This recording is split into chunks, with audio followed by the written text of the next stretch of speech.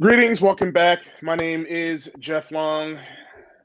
We are here, Death Taxes and Sports Podcast. We're here for episode 65, y'all. Episode 65. I'm here with my esteemed co-host, Ben Holloway.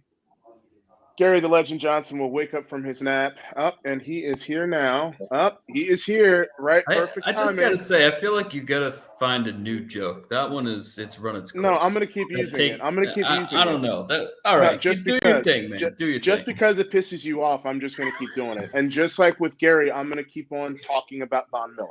So anyway, let's start over again. I'm here with two of my co-hosts, Ben Holloway and Gary Johnson, and we are here with another. We are here joined by Evan Bone, writer and content creator of Wager Wire. Gentlemen, how are you guys doing today? Yeah, just All lovely. right, we feeling Evan, good. We feeling talk to me. good. How you doing, buddy? Glad to I'm have you doing on. great, man. I've been looking forward to hopping on with you guys, man. I get to see some of the content with, Ben posting it out there and being a part of that. And the minute I saw that you guys were looking for some guests and talk football, man, I said, sign me up.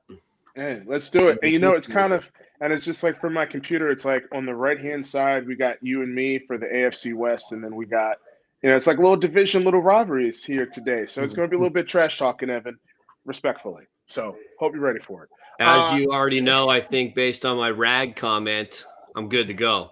Let's do it. Let's do it. Let's do it, man. It's all Colorado here. But anyway, Pat Mahomes, man. So tonight we're going to be discussing Patrick Mahomes' legacy. Let's hope it's a crappy one. A funny wide receiver duo debate and a preview of both NFL championship games this weekend. But Mr. Evan being the guest, Mahomes' legacy. What's at stake, man? The guy's 3-0. Then Gary, then Ben. What we feeling, man? Pat Mahomes. What is at stake? What is at stake? Well, I mean, a third Super Bowl appearance is at stake. A possible second Super Bowl win. I think for Mahomes, the key to me is the Chiefs can't lose the game because of Patrick Mahomes. I think that last year in the second half, he kind of closeted up. He had the 2 interceptions. You look at the rest of his game, he played pretty well, but the Chiefs had no offense in the second half. If he comes out and does that again at home, you're going to start getting that storyline and that narrative of him not winning that big game. Every playoff game is at home. All of a sudden, you're going to get beat by the Bengals 2 years in a row in your home stadium, and you didn't do anything offensively about it. Other than that, I think that you're going to get Patty Mahomes, busted ankle or not. He's going to do his thing. And as long as he balls out, I think the reason the Chiefs, and we'll get to that, will be more of the other players in the defense than Mahomes. I think that he's still the number one quarterback no matter what happens. It's just that narrative of him in the big game starts to change if he has any kind of lackluster performance at any point in this game. I mean, that's facts, man. That's facts. That high ankle sprain, though, he's not going to be 100%. So even if he's able to play a moderate game, though, I think that's going to be like the flu game with Michael Jordan. But we'll see. But Ben, talk to me, buddy. Yeah, I mean, you can't take away 5 straight AFC championship games. You just can't. Like that doesn't happen. I mean, it's impressive, and that's the start of his career. That's the first 5 years of him being a quarterback. He's literally in the AFC championship game. So no matter what happens, even if they lose, I mean, the man has had an incredible start to his career. It's not, I mean, devastating is definitely not the word, but it would be a little bit disappointing and maybe take him down a tiny notch if Burrow moves to 4-0 against him. And on top of that, he would then be under 500 in these AFC championship games. So if the Chiefs, not if Mahomes, the Chiefs lose, Mahomes loses. Anyways, if the Chiefs lose, he'll be 2-3 in AFC championship games. So he's still got a lot of time left. But I think that, the fact that he has a chance to go to 3 Super Bowls in the first 5 years of being quarterback, I mean, the man is great. I mean, there's no denying it. But I think there is a little bit at stake. A little bit. Yeah, there is. No doubt. Gary, my man, talk to me. Well, you've all kind of hit the nail on the head as far as his overall legacy is concerned. Like, if he loses, it's a matter of, you know, is Joe Burrow and Cincinnati going to be his Achilles heel? Is he going to be? If that's going to be his kryptonite as far as his greatness is concerned, I think that win or lose, Patrick Mahomes is the best quarterback in the game today. Period. I don't think his status will change necessarily with a loss in the AFC Championship, but I believe the gap will be closed considerably between him and, I guess, you can put Burrow, you can put Jalen Hurts, you can put whoever else, Josh Allen, whoever else you wish to put in that category as like who could be the best. The window that gap will close considerably with another loss. I personally think that even though, Cincinnati has the momentum and has all this, bravado behind them, I feel like this is Kansas City's time to kind of go, look, yes, we lost Tyreek Hill. Yes, we're not the same team that we were previously, but we still got Patrick Mahomes, and he's still the best in the game. I say, all very, very, very good points, gentlemen. And I think that for him, winning it, as he needs to win a second Super Bowl to kind of separate himself from some of the other guys, right? Like when we said with, when we said with Peyton Manning, right? When he won that first Super Bowl with the Colts and he was in that second Super Bowl, I remember very, very, very explicitly, we're talking about getting that second Super Bowl just to kind of like cement yourself, right? And I think that's the one thing with Aaron Rodgers' legacy is that he just has like that one Super Bowl. That's one thing you can't take away from him. But Ben Roethlisberger, he has 2 Super Bowls, right? But go ahead, Ben. No, I just didn't want to lose my point. Here's what's crazy. At this moment in his career, he's been to more Super Bowls than Aaron Rodgers. He's already been to 2. Rodgers has only went to 1. Like, it's crazy. Like, yeah. No doubt, no doubt. And speaking to the Chargers fan, Mr. Bone, what do we what do we think of the 2 Super Bowl thing? Do we think it's a myth, or do we think that's something that's needed for him to kind of separate himself in the pantheon of great quarterbacks when it's all said and done for him? I think, you bring up that great point in those two observations, one in Manning, who found a way to get it done and get another one, and a guy in Rodgers who hasn't been able to, a guy in Rodgers who has less NFC playoff wins than Tom Brady, who's only spent 3 seasons in the NFC. I mean, there's something to be said about, Aaron Rodgers is an MVP. We know that. He's a 2-time winning MVP. He's a Hall of Fame quarterback. So, but at the end of the day, those playoff wins, that Super Bowl, you hear it. You'll hear the same with Mahomes if he stays stuck on one. And I think you'll hear it even more because it's kind of like the LeBron James aspect. The more you're there, unless you get it done, the hate is heavier. Mm-hmm. It's like, well, you've been to 10 finals, but you only won 2. Yeah, but I've been to 10 in a row. I mean,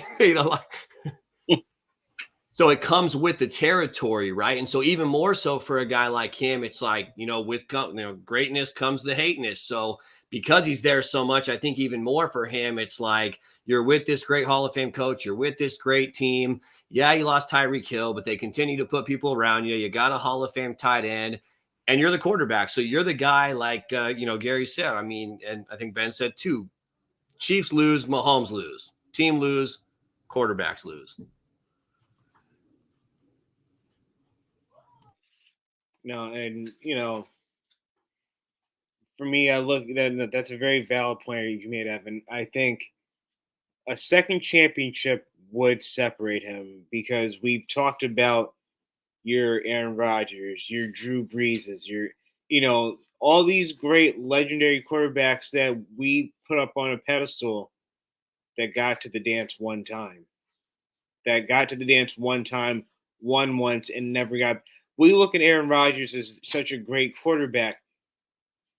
1 NFC championship game since winning the Super Bowl 45. Like, I'm not sitting here calling him overrated, but when you look at when it's clutch time, when it's January and it's time to win, where's Aaron? What's he doing? Same thing with Drew Brees. He's got to a couple of NFC Championship games, but one Super Bowl. We put him up on this pedestal. But yet, Patrick Mahomes has been to 2 Super Bowls in his first 5 years as starting quarterback. And it's like, yes, he's great, but is he that level?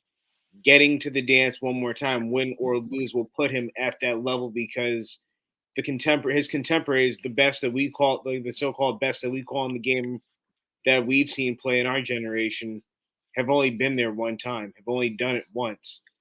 Everybody shits on my quarterback, Eli Manning. He got to the dance twice and won twice. And beat Tom Brady. You can't argue against that. Say what you want. Say what you want about Eli Manning. I mean, do I think he was very gifted? Do I think he was like the most gifted? Absolutely not. He looked like a slowpoke, and he looked like a man that was clueless at times, but the man got it done twice. I mean, in the post-Aikman Elway era, there's only been 4 quarterbacks that have won more than one championship. It's Roethlisberger, it's Brady, and it's the Manning brothers. That's it. That's it.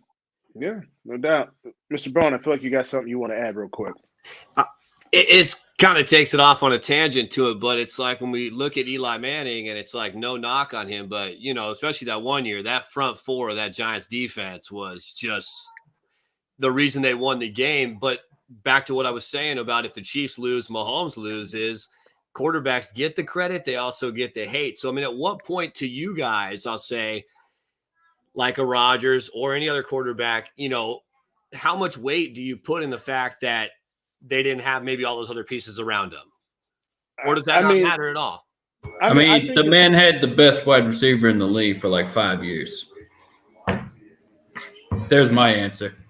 Yeah, I mean, and his running game, and the man had a legitimate running game with both those, with A.J. Dillon and as well as Aaron Jones. I mean, I think that's a top 5 1-2 duo in the league, and I think it'll be that again. So, but I also do think with sports, I think that we have to be careful about getting too caught up in what is deemed as like the perfect scenario. Because Ben, I think you made like a good statement, episode 60 or 61, where we kind of hold these people to a high esteem, but everyone's going to have their own story. But I think for Pat Mahomes, him getting that second Super Bowl, I don't think he's really going to have necessarily anything else left to prove, because he won it on his rookie deal, and then he won it after he got a rookie deal, and the way they're able to move things around. But if you ask that Bills GM, I don't know. That comment was that comment was a little crazy. We'll get back to that one. Some hateration. Yeah, I mean, just real quick, just round table. Ben, then Mr. Bone, then Gary. Do just like 10 seconds. Do we think there's any credence to what that Bills GM said? Real quick. No. I could say no 20 million times. No, not at all. Gary or Evan or Gary, whoever. No, there's no credence to it. As I was alluding to, it was nothing but iteration and holleration in the dance room. All right, Evan. Nah, I mean, sore loser comment. Yeah, I mean, and the stats back it up. There's no empirical data that proves that with the rookie just you're the Bills and you sucked at home. I mean, there's really no other way to say it. Sore loser, and it rings of jealousy. The jealousy, right? It's like, because every team goes through that, and it's not like if you're going to make that kind of comment, like, I mean, you're not talking about a team that really has, I mean, if anything, the Bengals franchise has been way better previous Burrow than they were before that, right? Like, even with Marvin Lewis and the change in that, it's not like they just, tanked every year and had the process and got every best. It's just nonsense to me. You're just reaching for the fact that your window is closing, and now your quarterback's not on that rookie deal, and you're paying him $37 million next year, and you realize, damn, our defense sucks too. We can't win now. How are we going to win when we got to pay all this money? And dude's mad. So I'm saying, if not now, when? Gary, you said it. If not now, then when? Like I said, like we talked about it. Our team's going to be who we thought they are. And I think that it's been proven about 90% of the time. But who we think they are, Mr. Burrow, if he surpasses Mahomes, will he surpass Mahomes as the best NFL QB with the win? I'm going to start it off, and I'm going to say no just from a pure skill set. But I think as far as the storyline and greatness, yes. But to overall talent, no. I think Pat Mahomes is the best quarterback from a talent perspective to ever play the game.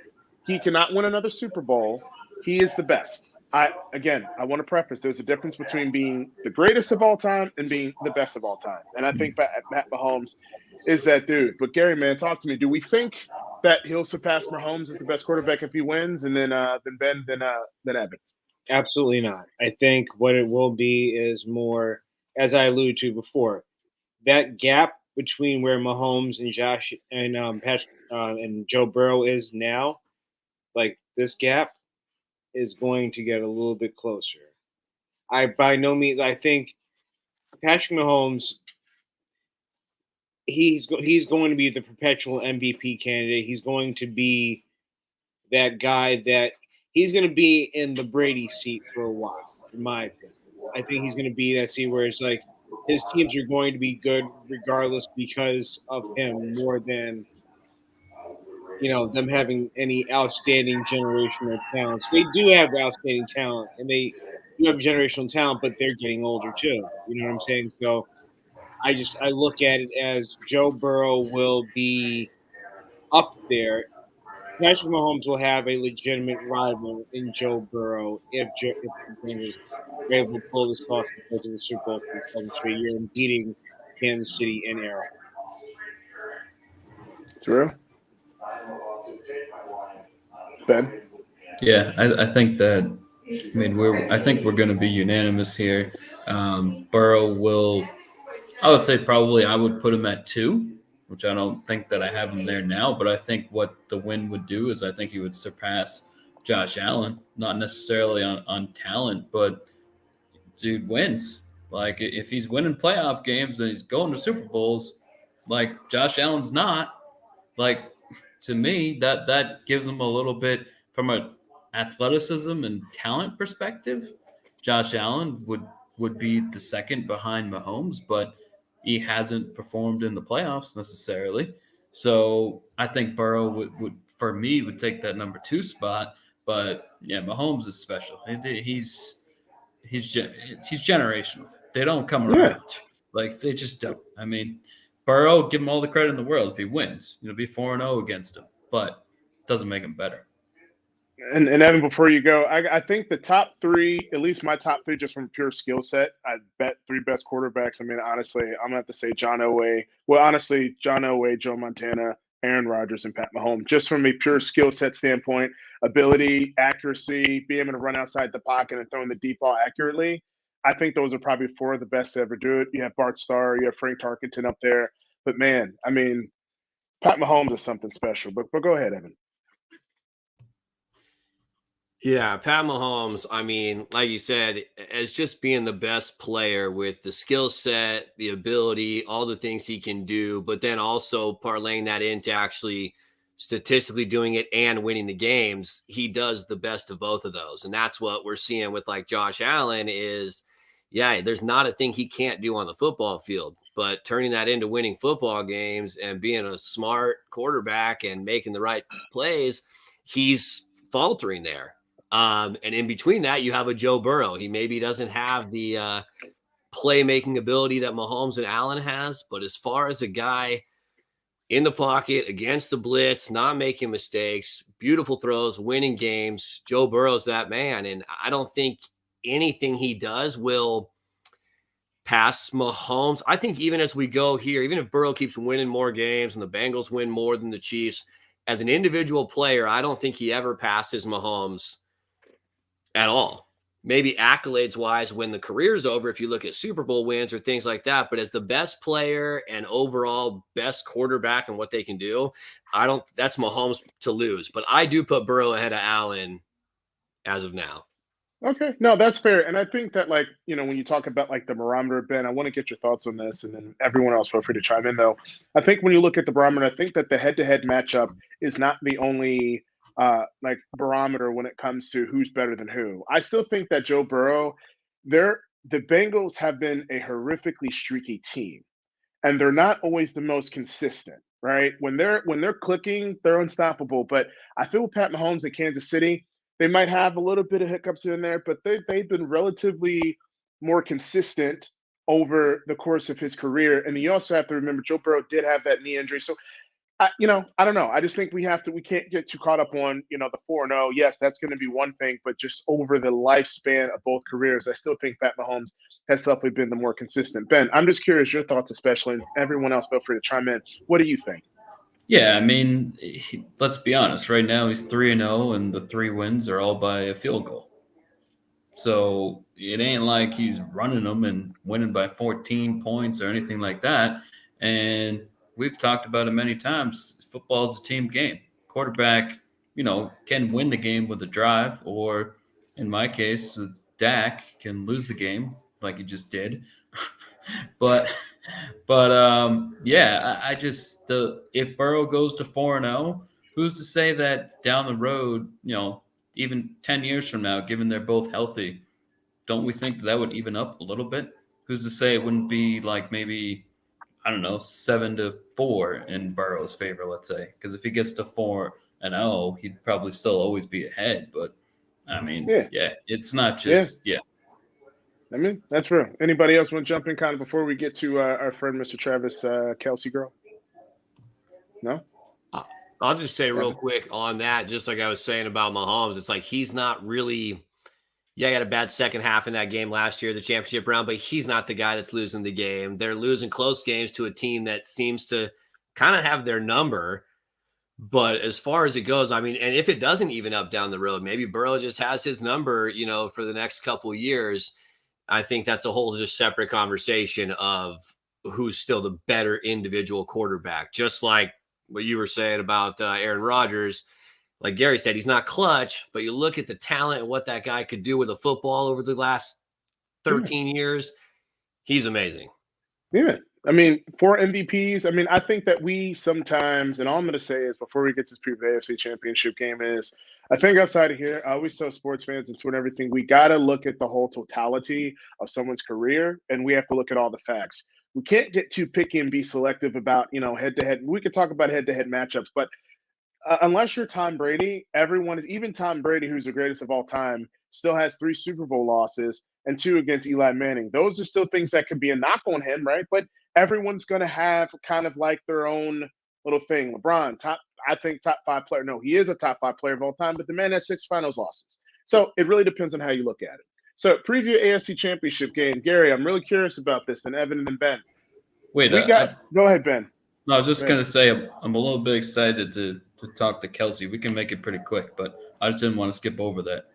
Oh, my bad. We didn't. You know what? I'm waking up from my nap as well. So you know what, Gary? We both had naps before this episode. So I'm sorry, Travis Kelsey. Where would we like to go with this? I mean, he's a Chief, so I mean, I mean, I think we can keep it pretty brief. But to me, it's all good. Go ahead. To me, the difference. I mean, we're talking about best tight ends. To me, it's Kelsey Gronk. That's where we are, and I think that I would give the edge to Kelsey because his route tree is more than Gronk's. Gronk is the better blocker, 100%, definitely. There's no denying that. The dude was a beast. But as far as route tree goes and consistency, for me, I'm taking Kelsey as the best tight end. But Evan, go for it. But real quick, Ben, what is a route tree so people understand who don't know what that means? Okay. Good point. That the man has the ability to run more diversified routes than Gronk. Routes meaning where does he go on the field? Seam, up the air, like, out route, verticals, stuff like that. There we go. Thank you. Just want to educate some of the ladies who may not have a clue about football. Just got to show some love to them. But Evan, go ahead, buddy.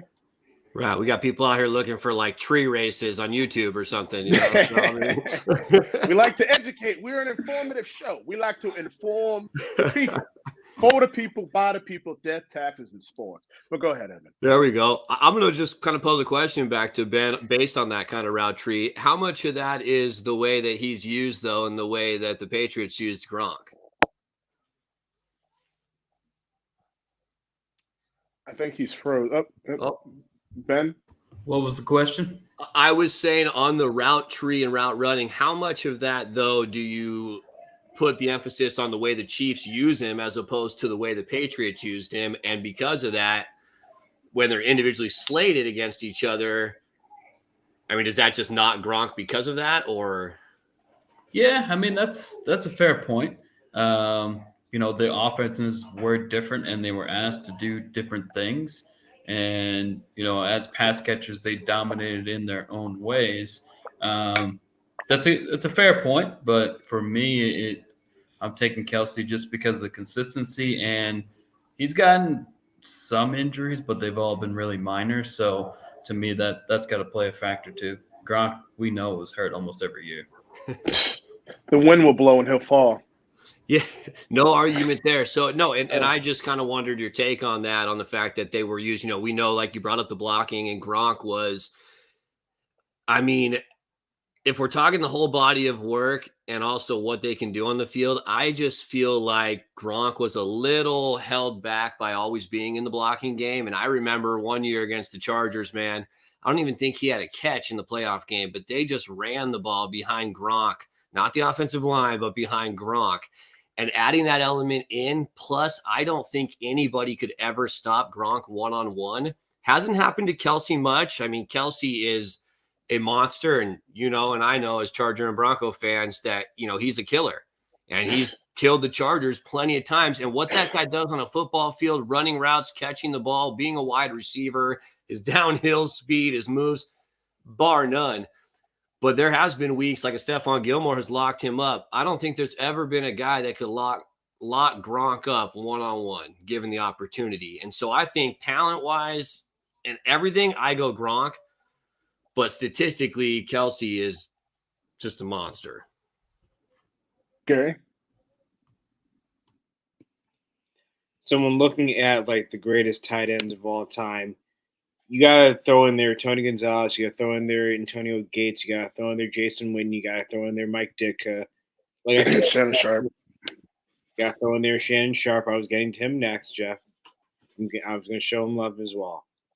Like, when you consider those, is he in that pantheon? I think he's there. I think a second championship will certainly put him in the upper echelon because of the names that I've mentioned. Not a one of them has a championship. So, except for Shannon Sharp. Like, he's the only one that does. But I'm like, those other names, those other great names I've mentioned, whatever. He has 3, fine. But the point is, like, Kelsey can further separate himself. Gronk is the gold standard because I think he is a product of the system that he was in. But if you look at the totality of, like, where is he the greatest tight end of all time, I think he'll be in the top 3 or 4. I'm waiting to see what will happen with the TJ Hawkinson, with the George Kittle. I think those are 2 people that are next on that list. I'm waiting to see where their careers pan out. I think once that's said and done, I think then we'll see exactly where Kelsey lands. But if you tell me he's going to win this Sunday, they're going to win the Super Bowl, and he's going to have a major impact, I'll put him in the top 3 or 4. Yeah, because I think impact is very, very, very important. Like, if we just look at straight championships and we talk about sports, Robert Horry should be considered one of the greatest of all time, right? And Bill Russell, right? But that's not the case. Or Steve Kerr. Like, I mean, come on. Honestly, I think Travis Kelsey is not the best of all time, and he's not even in the top 3. I'm just going to say it now. Shannon Sharp is the best tight end of all time. Just simple. Like, the man. Homerism. I'm sorry? I said reeks of homerism, but okay. What do you mean? What do you mean? I only have this Colorado thing. Well, I mean, what do you mean? I'm only a Broncos fan. But no, seriously, he's backed it up. He's won tight ends on different teams, and he made an impact on both of those teams. The Ravens, he was a key contributor to that team winning the Super Bowl. He had Trent Dilfer as his quarterback, okay? He made Trent Dilfer at times look like Dan Marino, okay? I'm from Baltimore. I watched those games even as a kid, and I remember that man had a route tree. He could block, he could run. And again, he was a major impact in all 3 championships. Is a little bit biased? Never. I wonder why. Never. But Mr. Bone, I feel like you got something you want to add.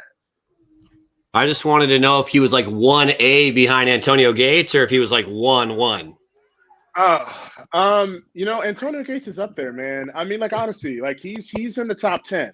But I think that there's a lot of tight ends that are very compact together because of the position, right? Because tight end is not it's not like a receiver. I think it depends on the coaching, the scheme, and how they utilize them versus like receivers and running backs.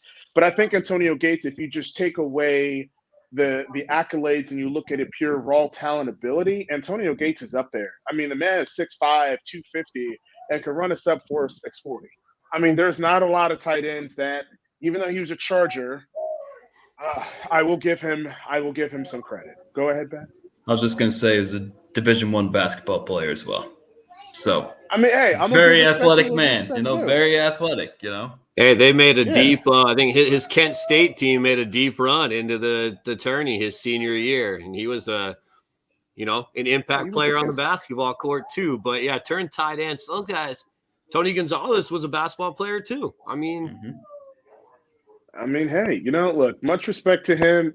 Listen, Antonio Gates, like I said, man, there's just so many great tight ends. I think the tight end position is a little bit tougher to say, like, who's the best of all time. But I definitely think all of the names, Gary Legend, all of them. But for me, it's Shannon Sharp. Maybe it's a little bit biased, but hey, it is what it is. Let's get to this preview of the AFC Championship. And, oh, man, this AFC Championship. Evan, my friend, talk to me. What are we thinking? High level, AFC Championship game. Talk to me. Oh, man. I, as a Charger fan and a football fan, I really thought that if the Chargers got out of that Jacksonville game, that they were going to go and get the Chiefs in that third matchup. I think that they were close those other two games. They had the makings of it. I don't trust the Kansas City defense. And in that matchup of being the third time, I really think the underdog and the Chargers would have prevailed. With that being said, that's not the matchup that we got. Nothing against the Chiefs. They did what they had to do against the Jaguars. Jags came up a little short. Offense didn't move. I look at the Chiefs defense throughout 20 weeks, and I look at them more of the previous team, not the team that played against the Jaguars. I just don't see them being able to stop the Bengals. I think that Mahomes can score too, and the way I see it playing out is that the Bengals just win another close game, that they find a way to get it done, and their defense is average, but they find a way to just make plays when they need to, right? It kind of goes with that inconsistency in the regular season. But when it comes down to it, that Bengal defense has been together for a long time. They find a way to make that play. So the only thing that I say, scares me a little bit is I expect it to be close. And if Mahomes has the ball last, I'm a little scared there. But I just think the Bengals D makes a couple more plays and the Bengals get it done. Hey, just real quick before you go, what would you? I'm just curious as a Chargers fan. Should you fire your coach and try to go after Sean Payton? Or what? Should you fire your coach and go after Sean Payton? I mean, if that's what they were going to do, then yes. But Spanos still owns the team. He's still a moron. He will never pay a coach. He especially won't pay a coach and give up draft picks and other compensation. Just like when they fired Marty after going 14-2, it was like, cool, if you're going to go get Bill Cowher, good job. But no, they went and hired Norv Turner. So there's no reason to fire Staley because all you're going to do is bring in another new, young Anthony Lynn, Mike McCoy, Brandon Staley. So you know what? Fire Lombardi. Maybe Staley learns and he can grow and give it another year. I mean, I just think that man, I just think Justin Herbert's talent, I think, and then before you go, I feel that Herbert could potentially be a Mike Trout of baseball in the sense that super talented, top 10 QB, just great regular season numbers, but just never does anything in the postseason. There's enough of a sample size where we can start to maybe have the conversation, and it's not a knock on him as a player. It's not a knock on his team. I just think they just got to do a better job of putting them in positions to be successful because that team is loaded, man. And I really thought they can make a deep run. But Ben, talk to me, buddy. Yeah, I'm going to circle back to the championship game. You guys did a really good job on the Chargers. Put me to sleep a little bit. No, I'm just kidding. I actually agree with you, Evan. I think that they were going to beat the Chiefs if they got that matchup. But as you said, that's not what we got. Chiefs Bengals, I tend to agree. I mean, I definitely trust the Bengals defense more than the Chiefs defense, and that it's one of those things that you know I said it the other night. Like everyone, or not everyone, but a lot of people are going to pick Cincinnati because of the Mahomes injury, which, as we said, he's not going to be 100%, and because Burrow's 3-0 against him. So people are saying that is going to happen, and also what people expect to happen. Sports doesn't always go that way. So there's an element to it that I think that now motivation isn't enough by itself to win a game, but they have definitely heard that Cincinnati's been sort of chirping, calling it Burrow Land. The safety who said that, I can't remember the safety's name, and no, wait, Burrowhead. Sorry, Arrowhead, Burrowhead. There we go, Burrowhead. So I mean, their Chiefs are going to use that as motivation for sure, and I think Mahomes probably realizes in the back of his mind, going under 500 in these championship games isn't a good look. So I think there's some extra motivation there, but as I mentioned, motivation isn't enough to win. And I just think that the Bengals they're just the better team. That's just what it is. I think it's 10 games in a row. It doesn't at this point. It's like the four of us could be the offensive line. Burrow just figures it out. I don't even know if those guys are coming back or not, but it just doesn't matter. He's so smart and gets rid of it so quick, and he's got weapons. I mean, come on. He's got Higgins, Chase, Boyd.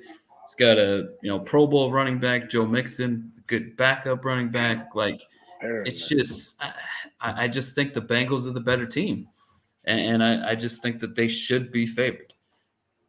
Honestly, Gary, before you go, I think they have the best all-around offensive talent at all the key skill positions. I think, with the exception of maybe San Francisco, but I don't know, man. When those Bengals are firing, they're firing on all cylinders. But Gary Johnson, talk to me. Everything points in the Bengals' favor. We've talked about it. They went in to Baltimore. They beat Baltimore, which they should have. Like that wasn't. Baltimore is a shell of themselves going into these playoffs. They go into Buffalo, and that in that environment, after everything that's happened, and Buffalo was the team of destiny, and the team of destiny got punched straight in its mouth to get back to the AFC Championship game. All the momentum points in Cincinnati's favor.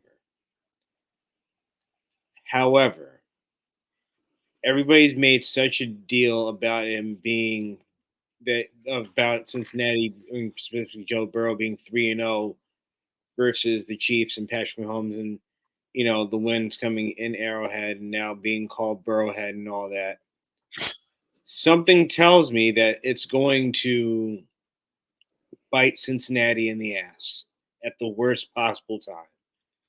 So I think this will be a back and forth battle, and much like when you saw last year in the divisional with Buffalo and the Chiefs, it's going to be a back and forth. And if Mahomes is going to get the ball last, just don't ask me how it happens. Don't ask me in what manner in which it'll happen. Don't ask me how much time will be left. Mahomes will get the ball. They'll get into field goal range, and Harrison Butker's going to kick a field goal to the Super Bowl. My gut tells me that. I don't know. I have no real, everything tells me Cincinnati should win this game, but Kansas City probably ultimately will. I mean, eventually, Kansas City's going to beat Joe Burrow. They're due. Eventually. They're due. I mean, eventually. They're too talented. And again, Ben, as you said, we all know, the games are very close. They were not blowouts. So it was just like the Bills. The Bills were eventually going to go into Arrowhead and win a game. That's just the way sports are. And I just think that, and then before you go, man, I just think that they're just too talented of a team. But we'll see, man. That the Bengals are favored by 1.5 points. I think it is something like that. Going to be close. But Evan, Yeah, I mean that's the thing. It's like for so long, like I said, even talking about the Charger possible matchup, like I've just had it, and like most people have, like the Chiefs are going to lose, they're not going to get there, but yet here we are, and they're there again, and Mahomes is 9-3 in the playoffs, and they're at home, and this team hasn't beat that team in 3 straight games, but they are a good team. It's not like we're talking a 8-9 wild card team, right? We're talking Andy Reid, Patrick Mahomes, the MVP of the league, right? It's not voted, it's not results, but the MVP of the league, a coach that's had a decade of success on both sides of the league, that's been in Super Bowls. That's who we're arguing against. So when I see that with just all the public action, and we've all said it, it's like Cincy. That's where, like Gary said, and I was saying, give Mahomes the ball. Like, I'm going with my analysis based on the football side of things, but every part of me, when you say that stuff, Gary, is like, that's exactly what's going to happen. I don't know how. It goes against my analysis of the better team, the better defense, the overall depth, my reasoning, but there's something within me too that's just like, damn, Mahomes and the Chiefs will find a way to get it done. Maybe Butker misses a field goal because ex-punter Dustin Colquitt been talking nothing but mess about him after missing some of those field goals. So maybe that messes with him. But yeah, I hear you, Gary. Yeah, I mean, and can we also just say I think field position matters in football, right? I think that sometimes we just like, there are just some teams that just get like insanely lucky with field position, and when you're constantly having to do 60, 70, 80-yard drives, that is very, very tough to be able to.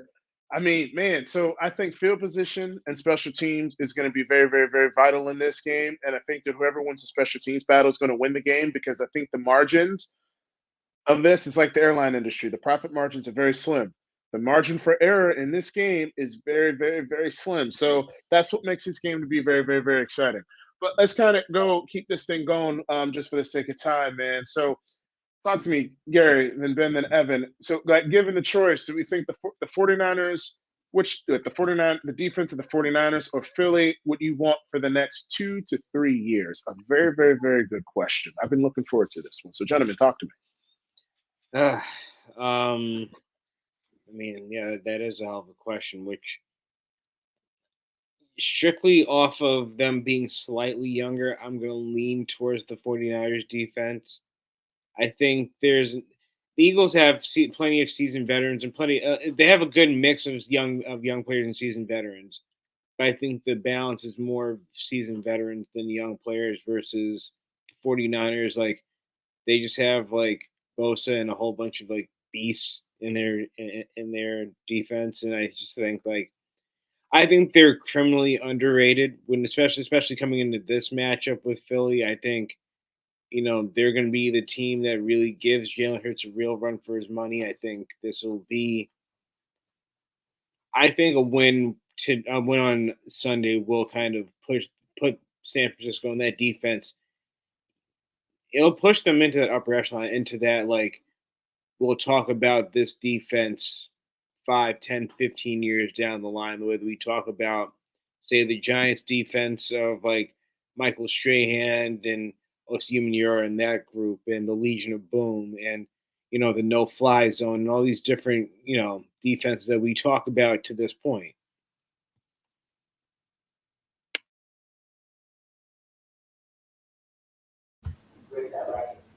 So, yeah, I was going to say, I think based upon the youth thing matters. And I think if we're, in my view, the 3 best players on either defense are all on the 49ers. So, like, that swings it to me. And the youth, just to go through a couple of names on the team, we got Bosa, who's 25, got Armstead, Arik Armstead, 29. The Kinlaw is Dre Greenlaw is 25. Fred Warner is 26. Those are, and then that young safety, got to get his name right. I don't know how to pronounce it. I'll say his last name is Hufanga, Talanoa Hufanga, I'll go with. But I think just between Bosa and Warner, That's the two best players between the two. And Philly's secondary, Darius Slay and Bradbury, have played amazing this year, but they're both in their 30s. So it's just the youth and the star power, it leans to the 49ers. What do you got, Evan? What do you think? Yeah, I'm pretty much right there with both you guys, and for the reasons that you mentioned, Ben. I mean, I will say that Hassan Reddick and Josh Sweat and those guys in Philly, they can get after the quarterback too. But I look at like the interior run defense too. I mean, they had to go out and get Ndamukong Suh, and they went out and got, I forget who else they brought in, but I know that Jordan Davis has missed some time, but they're not quite as strong up front. And then, like you said, I mean, Fred Warner, Greenlaw, and Bosa. I mean, when you go from Patrick Willis and Navarro Bowman to Greenlaw and Fred Warner, my other thing that I will add on top of that is John Lynch knows how to build a defense. They've been doing it in San Francisco. They're turning it out, and I'm looking at draft picks. I'm looking at how they continue to go around those contracts. I trust John Lynch and what he's been doing and the eye for talent that he has. I mean, you look at Hufanga. I mean, he's like, and this all respect, but he's looking like a young Troy Polamalu out there, and we're talking a Hall of Fame player, and dude plays just like him. And you couple that with what those guys do up front, I got to take the Niners. Plus, you got the defensive player of the year most likely in Nick Bosa. So, and Evan, and all good points, man. And you're going to be my favorite Chargers fan. Okay, you'll be my favorite one. I generally think we'll get along well. I think we will. We will. Good stuff. But let me just ask you this quick question before I lose my train of thought. Do you think that this year, and Ben and Gary, feel free to jump in, do you feel that good coaching has become more like paramount this season versus seasons in the past? Because I tell you, when I look at Dayball, I really think coaching really makes a difference, and I really trust Kyle Shanahan and John Lynch. I trust them more because they do more with less than the Eagles, and they've been doing it longer. They've been more consistent. Do you feel that? Yay or nay? I totally feel it, and I will say that that's why, and I know they're not like that, but that's why I'm big on like consistency of a team, right? Like even look at the Jets. You fire your offensive coordinator because all the heat, and you just bring in another fancy, flashy name to try to get Rodgers. So I look at the Chargers. Like I want that consistency that the Niners have. I want what Doug Peterson's bringing to the Jags. I want what Daboll is bringing to the Giants. So since I want that for my team, and I think that bodes well, yeah, I agree. And I think it's definitely evident in what San Francisco does. And it goes all the way down from, ownership to Lynch down to Shanahan and what they do. And I think a lot of that too is consistently having the same coaches that are on the same page, getting the most out of those players. And when you don't do that, you just see turnover after turnover. And those are franchises that continue to underachieve and not win games. And I'll tell you what, though, the Nathaniel Hackett experiment as offensive coordinator is going to fail. He got fired. We keep on forgetting that he was the offensive coordinator when you had Blake Bortles, and they were in the fourth. They had the lead on the fourth quarter in the AFC Championship game against the Patriots. He got fired. Like the man didn't even call plays for Green Bay. So I think that this is just a name hire, and I think that his offensive play calling is absolutely egregious. And it's going to be a dumpster fire. And a year from now or later this year, I think by November, he will be fired as the offensive coordinator. You can book it. Ben? Yeah, I mean, I think that, coaching definitely has played a role in the Final Four. I mean, you got Kyle Shanahan and Reed. Sirianni is a young coach, but just look at what he's done with, gotten them to the playoffs first 2 years as a coach. And then you got Zach Taylor, who's done a great job as well. So, I mean, to your point, we talked about Daboll, and he's coach of the year. He's probably not going to win it, but he should be. He definitely should be. Yeah, definitely. And exciting. So this one with the duos for the next 3 years, I think this one for me is a little bit more straightforward. Like who's the duo that we want for the next 3 years between Chase Higgins and AJ Brown and DeVonta Smith? And honestly, I'm going to say Chase and Higgins. I think it's a no-brainer. I think that when you look at their size, their speed, their versatility on the offensive side, I mean, T. Higgins and Chase are both 1A players. I think they're 1A and 1A. I mean, I give a little bit of slight nod to Chase, but T. Higgins could be a legit number one on another team. AJ Brown and DeVonta Smith, I give great respect to, but I just don't. I mean, I don't know. I just really just got a good feeling. So that's all I'm gonna say on that. But Ben, talk to me, man, and then Evan, what's the duo? Chase and Higgins or AJ Brown and DeVonta Smith? Go. For me, I kind of looked at it as who's the one, who's the two, who would I take? You know, kind of just differentiating it, and how do you analyze it? For me, between Chase and AJ Brown, I give a tiny edge to Chase, and that's just because I know that they're both explosives, but I feel like down the field, like 70-yard plays, I think Jamar Chase has more of that in him than AJ.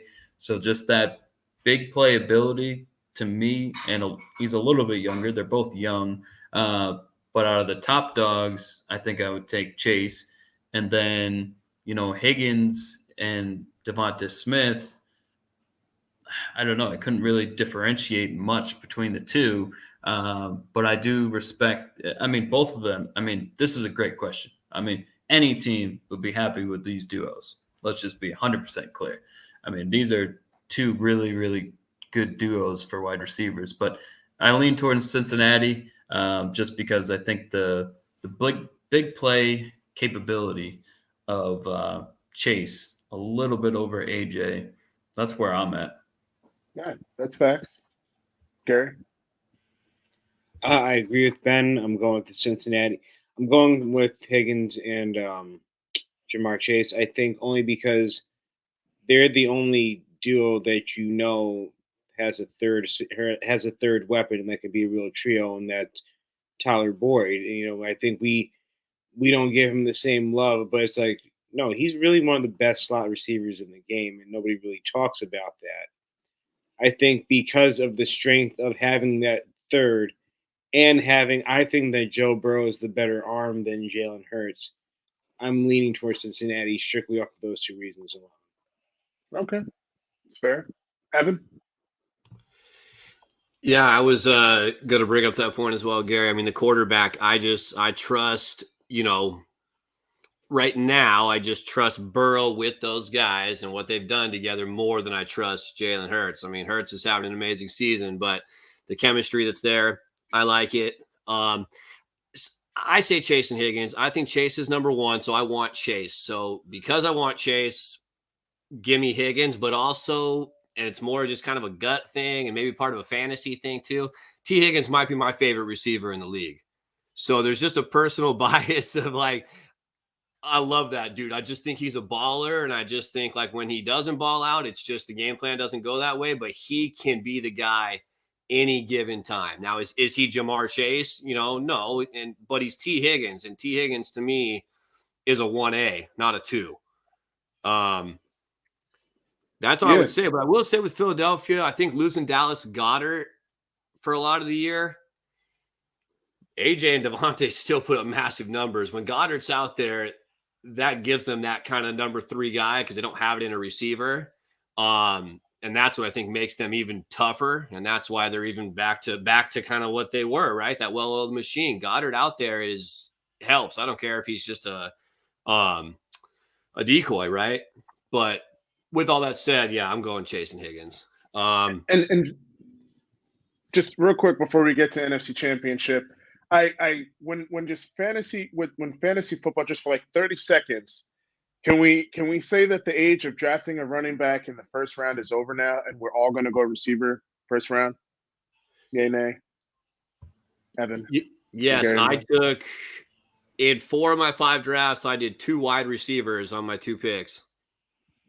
And then went running back, and it worked out. I lost in the playoffs in every league in the same week, but I had great seasons. I had great seasons across the board. It just happens. You guys know. It's hit and miss when a guy like, I forget who it was, but you got like a Osborne kind of guy, right? Going 30, and the next week they get 2 points. It was Zay Jones that got me. Scored 34 against me, and the next week he put up like 2. But we see that. But my teams were easily way better than they would have been had I gone a running back those first picks. Okay. We got to get you on the podcast league next season. You down? You down for that? We got to bring them on. Down for anything and everything sports, bro. You just pencil me in and tell me what I got to do. Don't even ask me. Don't worry, we got you covered. We got you covered. But not like, and again, before we go to the preview NFC Championship, I think that you could probably make a case that Jamar Chase should be one of the top 3 players taken off the board, and then T. Higgins as well. Would you be okay with T. Higgins being your first receiver coming off the board if he had the number 5 or 6 pick? Man, I don't. You know what? I think I'd be if I have to see who went before him, but I wouldn't be. That's a tough one because of Chase being there and the volume. I don't know. But would he be there when he comes back? So I guess it's a tough question. I wouldn't be mad about it. I mean, I love T. Higgins, but he's not a first-round fantasy pick. Definitely second round. Yeah, I think if you can be positioned where you could get, maybe Jefferson with an early pick and then get Higgins on the way back through, and that just bodes. And to me, that just adds to your argument of why running backs aren't important. You can get a guy like T. Higgins coming back as opposed to a running back that they all have question marks. And how many were even that good? I mean, I think Kareem Hunt still ended up as like running back 25, and that dude didn't crack a fantasy lineup for the last 15 weeks. Yeah, no doubt. But Evan, take it away with the NFC preview, NFC Championship game. I'm definitely curious your thoughts on this one, sir. So I really thought, and I was wrong again, I thought the Cowboys were going to beat the Niners last week, and I think that the way the game played out, it played out exactly how I thought it would. I just thought that Dak would not make those mistakes, especially the times that he made them. For me, that's what did it. It was 6-6 before the end of the half, and instead of scoring or even being tied, you give the ball up and allow 3 points, and that just allowed the Niners to do more of what they like to do and run the ball in the second half. And even against a great defense, you can run the ball with the team you have, you're going to grind them down, and that's what they did. But I think that the Eagles are as good defensively as the Cowboys all the way around and are going to bring just as much pressure. And I think offensively, they'll find a way to score the points. So I look at it as another pretty low-scoring game. I think that the Eagles are going to do the same thing that the Cowboys did to Purdy. I don't think Purdy's going to light it up. You just don't want him to make those mistakes. And I see the Eagles winning a hard-fought game. I think they can get to 20 like the Cowboys couldn't, and they can keep the Niners right there. So this has the potential to be one of the best NFC Championship games, I think, of all time. I just think with just there's just so many different playmakers all across the board. It's going to be very, very, very exciting. But Ben, what you got, bud? Yeah, I think that the Eagles are going to be able to do what the Cowboys couldn't, which was I think Evan started to talk about it, but the 49ers defense, as amazing as it is, and we all know that it is, the way that you can differentiate and beat them, their weakest link is the secondary. And you got A.J. Brown, you got DeVonta Smith, and you got Goddard, who you already mentioned. Like, I think the Eagles are going to be able to put more points on the board because of those weapons. I mean, Dallas had CeeDee Lamb go over 100 yards, but that's all they had. Nobody else did anything. Well, you got two great receivers. You got a top 10 tight end. I think that Philly finds a way, and their offensive line is good enough where they'll be able to hold up enough. Because if I'm being honest, the Philly's offensive line is better than Dallas's, and Dallas did a pretty good job protecting. Like they held up pretty good. So if they can do that, to me, if I'm saying the Eagles' offensive line is better, that means the Eagles can do that. So I give us a small edge to the Eagles, and Jalen Hurts' running ability, that just adds another element. But I got a small edge to the Eagles. I think Jalen Hurts is healthy. I don't think that shoulder is going to be much of an issue. I don't think it's going to be considered anymore, just in my opinion. Another week of rest. So, but Gary, talk to me. I know how excited you are to talk about these Eagles. Yes. The magic of Brock Purdy has to run out sooner rather than later, and I think it'll be now. I think we've all hit the nail on the head. Jalen Hurts is not injured. I think what we saw against my Giants last week was a sign of things to come. Now, whatever happens, whether he runs into Joe Burrow or he runs into Patrick Mahomes, we'll see what happens at that point. But I'm going to keep my words brief. I think it's been a fun ride for San Francisco. I think that had the game been at home for them, I would have given them more of a chance. But I think it'll be close until the fourth quarter, in which I believe Philly will put them away. And I'm going to go with a 30-20 score. Okay. All right. That's fair. That's fair. Man, I think you guys pretty much summed it up. I got the 49ers winning this game, and I'm not down on Purdy. It's not because of his ability, but I'm just such a believer in Kyle Shanahan as a coach that they're going to put him in the right positions where he's not going to make the mistakes. I think he's the best coach in the game right now. That's just generally how I feel. I mean, I just you take a 7th round, you show me any other guy that could take a 7th round draft pick and be able to just not miss a beat, right? Like, And by the I way, don't know. it's not just And we missed not that miss. one. Sorry, Jeff. I was just gonna say it's not miss a beat. They're scoring more with him than they were with the other quarterbacks. Yeah, and then I know we completely did. We even talk about, do we think that he's even the starting quarterback next year? We missed that part. Just real quick, high level. Ben, Evan, Gary, just 30 seconds each. Do we think that Purdy's the starting quarterback next year, regardless of outcome? Yes. Okay. Evan. I don't think he's the starting quarterback. Really? Okay. Okay. And I don't think it. I think it's because the way the Niners are set up, right? Purdy has definitely deserved a shot at the job. I don't know. I mean, I can see them giving him an opportunity to kind of expand more offensively. I know they're kind of right. They're putting him in a good position. I don't know if he has that next step in him offensively. And that's just a guess, right? None of us know, but there is a reason that you're drafted that late. And that's not a knock on him. He's an NFL quarterback. He's playing great. They hadn't played a very good football team in 10 weeks before they played the Cowboys. I mean, they did find a way to get it done. But you've got Purdy under that contract, whether he starts or not, and you gave up what you gave up for Trey Lance, you're going to see what you have in Trey Lance. Because the minute it goes south, you can just go right back to your rookie minimum, Brock Purdy. And I just think the Niners are going to go that route because you gave up so much for Lance. They got to see what he's got. So what are you going to just stick him on the bench behind Purdy? Gary? No, good facts, though. Good facts. No, Gary? Evan kind of just took the words right out of my mouth. Like that was pretty much my argument. Like you invested that much in Trey Lance, you're going to see what you have in Trey Lance. We're going to hope that this injury was just an outlier and not a sign of things to come or a diminishing of his skills. Saying that, Brock Purdy he's giving Ryan Fitzpatrick vibes, in which he will always be I feel like he's going to be like that journeyman starter. Like, you put him on your team, he's good for a few weeks and will, be a good piece for a solid a good piece for a team that's not going to be is too good to be bad and too bad to be good, which I think was where Ryan Fitzpatrick that was his wheelhouse for so long. Like, their teams are good, but he was never going to be the reason why you won the Super Bowl or even be the reason that you get to one. But he's a very good quarterback. He was very serviceable, And I think that's kind of the direction that we're looking at with Brock Purdy, because as much as we talk about it, there's a reason why he was picked last. Yeah, but we said the same thing about Tom Brady, right? I mean, but how many Tom Bradys are there actually?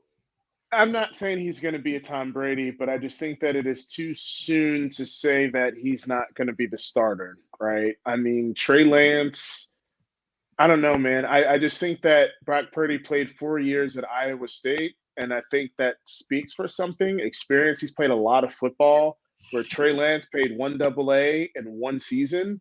Like, that's a big deal. And then he was already too green, I thought, for the NFL, and then he misses a whole nother season. So I don't think that the upside is there, but I just think that it's not necessarily a confidence thing with him.